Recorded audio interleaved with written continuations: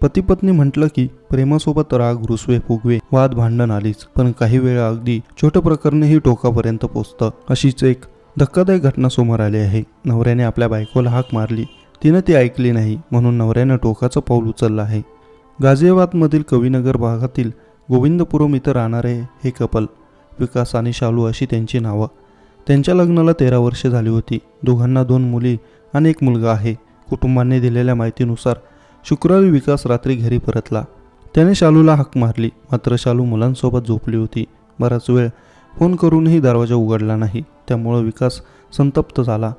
या कारणावरून विकास आणि शालू यांच्यात जोराचं भांडण झालं. विकासने शालूला मारहाण देखील केली. त्यानंतर रागात तिला 3ऱ्या मजल्यावरून खाली फेकून दिलं. शालू गंभीर जखमी झाली. विकासनेच तिला घाईघाईत रुग्णालयात दाखल केलं आणि नंतर पळून गेला. शालूच्या डोक्याला गंभीर दुखापत झाली होती. तिचा मृत्यू झाला. मृत शालूच्या भावाने कविनगर पोलीस ठाण्यात विकास आणि त्याच्या कुटुंबाविरुद्ध गुन्हा दाखल केला आहे. पोलिसांनी आरोपी विकासला अटक देखील केली आहे.